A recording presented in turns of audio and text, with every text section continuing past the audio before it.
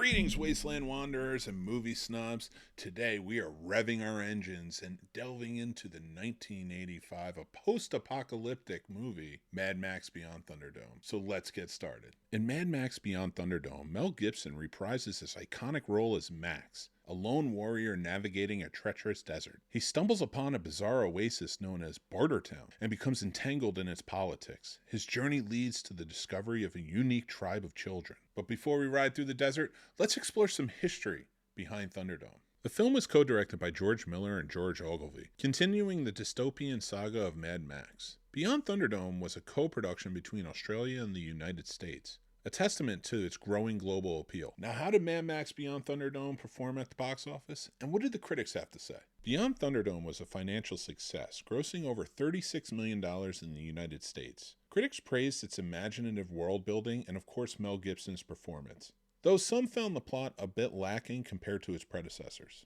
But as with any iconic franchise, Mad Max Beyond Thunderdome wasn't without its fan backlash. Viewers were divided over the film's more family-friendly elements, particularly the presence of a tribe of children. Some felt it was a refreshing change, while others missed the grittier, violent tone and thought the commercialization of the franchise had been overdone. Before we wrap up, let's take a ride down trivia lane. Did you know Before Thunderdome features Tina Turner as the enigmatic anti-entity? Her electrifying presence and the performance in the film added a touch of glamour to the gritty world of Mad Max.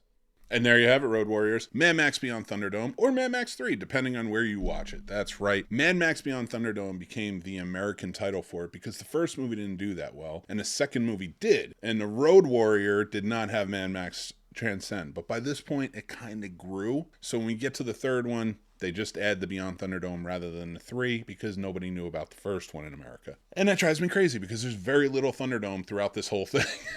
But I do enjoy this movie. Does it suck? I don't want to say. I say no. I think as a story, it's pretty good. It's very Americanized. There were 2 directors that worked on this. George Miller, of course, who directed the other 3. It was his big brainchild to put these together. And George Ogilvy, which was a friend of his and a stage director. Now, when this sort of became a joint merged production between Australia and the U.S., Hollywood wanted to have a little more subtle oversight and make Max look more like a hero, adding the kids, adding other elements. And George Ogilvy stepped in for his friend George Miller and they both decided that he would work on the softer sides of Mad Max Beyond Thunderdome, and George Miller would stick to the action, which is more his forte.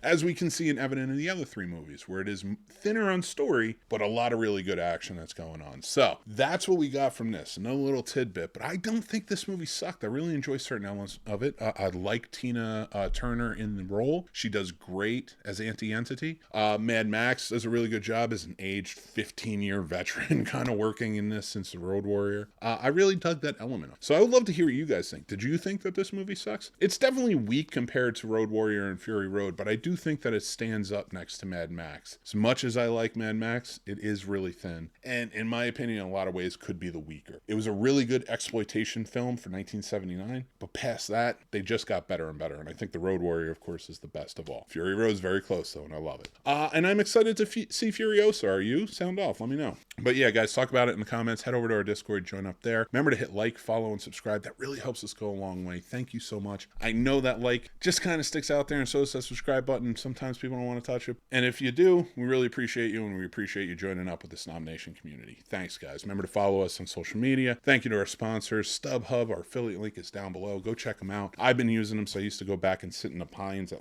Dodger Stadium back in the day, and now I still use them. We got our Taylor Swift tickets. We just bought AJR tickets. Super stoked for it all. And guys, any shows that I have where it says The Scene Snobs or it's other movie-related stuff that I'm wearing, that's from snobsmerch.com. That's our own store, our own designs. Go check them out. Use promo code SNOBS to save 10% off your order, and thank you so much for the support. Also, join up on Patreon. There's a free tier. You can choose to support with other tiers. It's all there. Everything is down below. I'm going to let you guys go. Thank you again for joining in. Be back next week for another Does It Suck? And so much more in our weekly podcast. The Scene Snobs podcast comes out Tuesdays. Until next time, I'm Mick Manhattan. Remember to be kind to others, stay classy, take care of yourselves because that's important, and I will talk to you very soon. Goodbye.